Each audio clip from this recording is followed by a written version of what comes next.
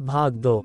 भगवान, आपने कहा कि आप न भाषा शास्त्री हैं, न अर्थशास्त्री हैं, न व्यवस्था शास्त्री हैं। संभवतः आप कहना चाहेंगे कि आप विधिशास्त्री, समाजशास्त्री और राजनीति शास्त्री भी नहीं हैं। तो क्या ये सब विषय परम ज्ञान में समाहित नहीं हैं? मुझे तो लगता है आप सब कुछ हैं। परम ज्ञान का अर्थ होता है परम अज्ञान।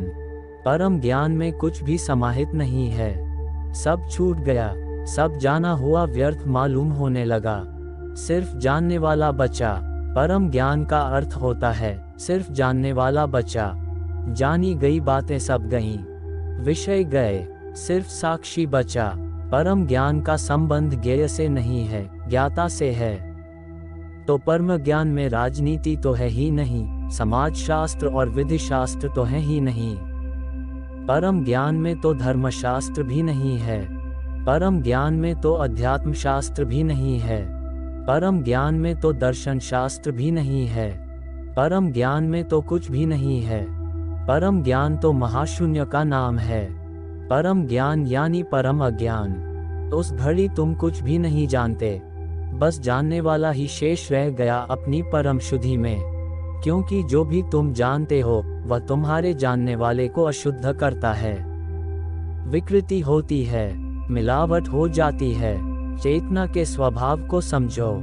चेतना का स्वभाव है, चेतना जो भी जानती है उसी का रूप ले लेती है, उसी का आकार ले लेती है, तदाकार हो जाती है। जैसे जब तुमने गुलाब का फूल देखा तो तुम्हारी चेतना गुलाब का फूल बन जाती है, उसका रूप ले लेती है।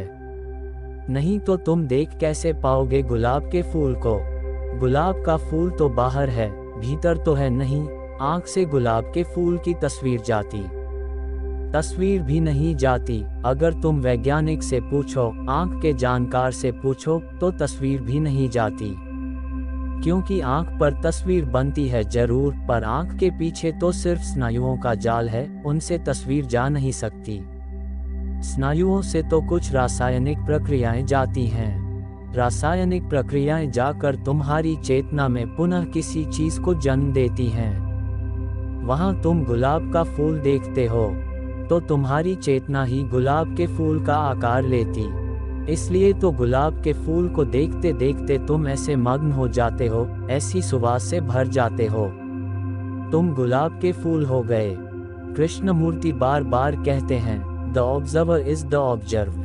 वह जो अवलोकन कर रहा है वह अवलोकित है। जब तुम गुलाब के फूल को देखते हो तो गुलाब का फूल तो बाहर है, उसे तो तुम देख ही नहीं सकते। तुम बाहर गए कहाँ? तुम भीतर हो, गुलाब का फूल बाहर है, लेकिन तुम्हारे भीतर एक गुलाब का फूल आकृति लेता है। इसलिए सुंदर को देखो तो तुम सुंदर हो जाते हो, असुंदर को देखो तो तुम असुंदर हो जाते हो, बुरे को देखो तो बुरे हो जाते हो, शुभ को देखो तो शुभ हो जाते हो। इसलिए संत के पास अगर तुम बैठे तो तुम्हारे भीतर भी संतत्व आकार लेता है। दुष्ट के पास बैठे तो दुष्टत्व आकार लेता है। हत्यारे के पास बैठे तो तुम्हारे भीतर हत्या के विचार उठने लगेंगे। तुम्हें बहुत बार इसका पता भी चलता है, लेकिन तुम कभी बहुत ठीक ठीक विमर्श नहीं कर पाते। किसी आदमी के पास जाते हो और बड़े बुरे विचार उठते हैं, और किसी आदमी के पास जाते हो बड़े शुभ विचारों का जन्म उठता है। किसी के पास बैठकर परम शांति का अनुभव होता है और किसी के पास बैठकर बड़ी अशांति अनुभव होने लगती है। किसी से बचने का मन होता है, किसी को आलिंगन करने का मन होता है। क्यों? तुम्हारे भीतर जो भी तुम बाहर देखते हो उसके अनुकूल आकृति निर्मित होती है। तुम जो भी देखते हो उसी के रूप में तुम ढल जाते हो। यही उपाय है देखने का, और कोई उपाय ही नहीं है। तब इसका अर्थ ये हुआ कि परम ज्ञान का तो एक ही अर्थ हो सकता है कि अब तुम किसी के आकार में नहीं ढलते। न गोबर का ढेर और न गुलाब का फूल, तुम दोनों से मुक्त हुए। शुभ अशुभ, सुंदर असुंदर, सबसे मुक्त हुए। अब तुम अपने रूप में हो, स्वाकार। परम ज्ञान का अर्थ होता है अब तुम स्वभाव में, स्व आकार में, स्वच्छंद स्वयं के गीत को उपलब्ध अब किसी चीज का आकार नहीं ले रहे हो। गुलाब का आकार था, वह भी उधार था। चट्टान का आकार था, वह भी उधार था। जो भी देखा था अब तक, वह सब उधार था। एक चीज तुम पर आरोपित हो गई थी। अब तुम किसी भी चीज से आरोपित नहीं हो रहे हो। अब तुम निराकार हो, अब कोई आकार नहीं है।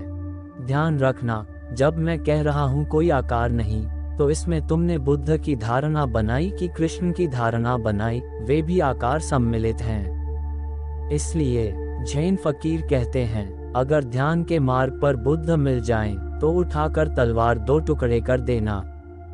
ध्यान के मार्ग पर अगर बुद्ध मिल जाएं, तो उठाकर तलवार 2 टुकड़े कर देना। फिर जरा भी सोच संकोच मत करना, क्योंकि ध्यान के मार्ग पर अगर बुद्ध का आकार उठाया, तो फिर तुम विकृत हो गए। बुद्ध का आकार भी विकृत कर देगा। अगर ध्यान के मार्ग पर कृष्ण बांसुरी बजाने लगे, तो धक्का मार बाहर निकाल देना कि जाओ, अभी यहाँ बीच में ना आओ। ये कहाँ तुम बांसुरी लिए चले आ रहे, क्योंकि ध्यान में तो वह भी विघ्न है। चाहे क्राइस्ट दिखाई पड़े, चाहे कृष्ण, चाहे बुद्ध, चाहे महावीर, उनको नमस्कार कर लेना। उनसे बचकर निकल जाना, अपना पल्ला छुड़ा लेना उनसे। वे तुम्हारे ही मन के विचार हैं। अंतिम विचार मन उठा रहा है। मन कहता है अब संसार से तुम छूट रहे हो, चलो मैं तुम्हें मोक्ष दे दूं। तुम कहते हो धन में तुम्हारी उत्सुकता नहीं, मैं तुम्हें बुद्ध दे दूं। मन आखिरी प्रलोभन दे रहा है। मन कह रहा है तुम्हें जिन खिलौनों में रुचि हो, वही देने को मैं राजी हूँ। कृष्ण को खड़ा कर दूं। मन कल्पनाएं कर रहा है, और सभी कल्पनाएं तुम्हें विकृत कर जाती हैं। परम ज्ञान की अवस्था, इसलिए मैं कहता हूँ, परम अज्ञान की अवस्था है। क्योंकि परम ज्ञान की अवस्था परम निर्दोषता की अवस्था है। प्राइमल इनोसेंस, वह जो मौलिक निर्दोषता है, क्वाम्रापन है, उसकी अवस्था है। जहाँ अभी ज्ञान ने ज्ञाता को विकृत नहीं किया। ज्ञान उठा, विकृति उठी। ज्ञान उठा, मन उठा। ज्ञान उठा, उपद्रव शुरू हुआ। जहाँ तुमने जाना, वहीं से संकीर्ण हुए। जानना मात्र संकीर्ण कर देता है। इसलिए तो उपनिषद कहते हैं कि जो कहे कि जानते हैं, जान लेना कि नहीं जानते। जो कहे कि नहीं जानता हूँ, जानना कि वही जानता है। इसीलिए तो बुद्ध चुप रह गए। जब किसी ने पूछा ईश्वर को जानते हैं, तो चुप रह गए। इसका उत्तर देने में गलती हो जाएगी। उत्तर देना ही गलत होगा। जो भी उत्तर दिया जाएगा, गलत होगा। उत्तर मात्र गलत होगा। कहो कि जानता हूँ, तो भूल हो गई। कहो कि नहीं जानता हूँ, तो भूल हो गई, क्योंकि जानता तो हूँ। ये कहना कि नहीं जानता हूँ असत्य होगा, और यह कहना कि जानता हूँ विकृति होगी। इसलिए चुप रह जाने के सिवाय उपाय नहीं। तो परम उत्तर तो मौन ही है, निःशब्द शून्य ही है। परम ज्ञान में कुछ भी समाहित नहीं है।